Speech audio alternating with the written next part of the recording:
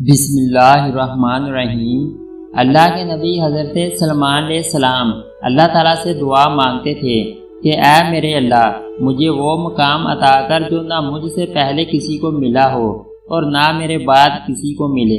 اللہ تعالیٰ نے حضرت سلمان علیہ السلام کی دعا کو قبول کیا اور آپ کو اعلیٰ مقام عطا کیا۔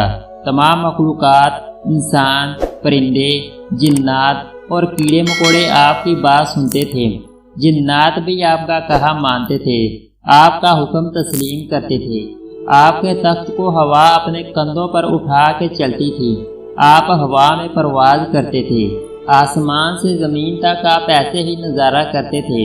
اسی طرح ایک بار آپ کا تخت آسمان کی بلندیوں پر پرواز کر رہا تھا کہ اچانک حضرت سلمان علیہ السلام کی نظر زمین پر پڑی۔ وہاں ایک عورت جو بہت برے حال میں تھی، گندا سا لباس، منہ پر مٹی لگی تھی اور پاگلوں کی طرح چل پھر رہی تھی۔ حضرت سلمان علیہ السلام کے دل میں غرور آ گیا۔ اپنے مقام اور اللہ کے دیے گئے اعلیٰ رتبے کو دیکھ کر آپ اللہ تعالیٰ کے احسانات کو بھول گئے اور اس معصوم عورت کو نفرت کی نگاہ سے دیکھنے لگے اور سوچنے لگے کہ اس پاگل عورت سے کون شادی کرے گا۔ حضرت سلمان علیہ السلام کا بس اتنا ہی سوچنا تھا کہ تخت اڑتا اڑتا جب سمندر کے اوپر سے گزرا تو حضرت سلمان علیہ السلام کے ہاتھ میں ایک انگوٹھی تھی جو سمندر میں گر گئی، اور انگوٹھی کے گرتے ہی تمام مخلوقات، انسان، جنات، پرندے اور کیڑے مکوڑے آہستہ آہستہ آپ کی شخصیت کو بھولنے لگ گئے، کیونکہ اللہ کو حضرت سلمان علیہ السلام کا غرور کرنا پسند نہیں آیا۔ حضرت سلمان علیہ السلام کا تخت بھی آہستہ آہستہ زمین کی طرف آنے لگ گیا، اور جب تخت زمین پر آ کر ٹھہر گیا تو آپ حیران و پریشان ہو گئے اور ہوا کو حکم دینے لگے، ہوا سے باتیں کرنے لگے، پر کوئی جواب نہ آیا اور نہ آپ کا حکم تسلیم کیا گیا۔ آپ جنات کو بلاتے پر وہ بھی آپ کی بات نہ سنتے۔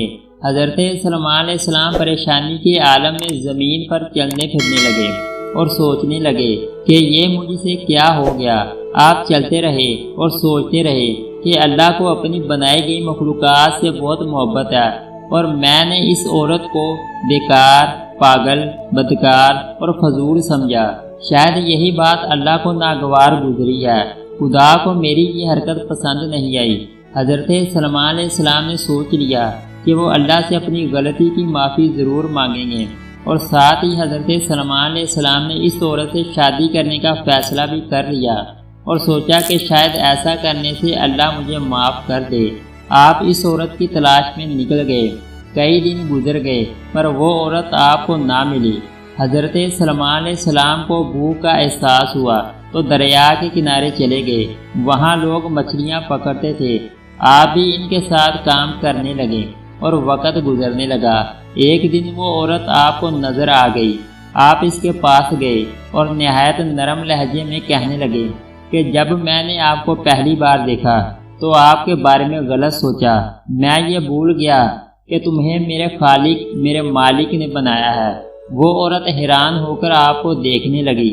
آپ نے فرمایا کیا آپ مجھ سے شادی کریں گی؟ وہ عورت کہنے لگی کہ میرے لیے تو یہ خوش قسمتی کی بات ہے جو آپ جیسا خوبصورت جوان مجھ سے شادی کرنا چاہتا ہے، نہیں تو مجھ لاچار، بدبخت اور بدصورت کو کوئی بھی پسند نہیں کرتا۔ سارا دن مجھے لوگوں کے غصے، تنقید اور طعنوں کا سامنا کرنا پڑتا ہے۔ اللہ کے نبی نے کہا پر میں تم سے شادی کروں گا۔ حضرت سلمان علیہ السلام نے شادی کر لی اور خوش رہنے لگے۔ کچھ وقت گزرنے کے بعد حضرت سلمان علیہ السلام ایک دن مچھلیاں پکڑ رہے تھے کہ ایک مچھلی پر نظر پڑی جو بہت چمک رہی تھی۔ آپ نے اس مچھلی کو پکڑ کر کاٹ دیا تو اس کے اندر سے وہی انگوٹھی نکل گئی جو حضرت سلمان علیہ السلام کے ہاتھ سے نکل کر گر گئی تھی۔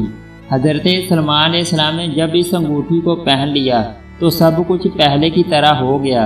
تمام مخلوقات پھر سے آپ کے حکم کی تعمیل کرنے لگی۔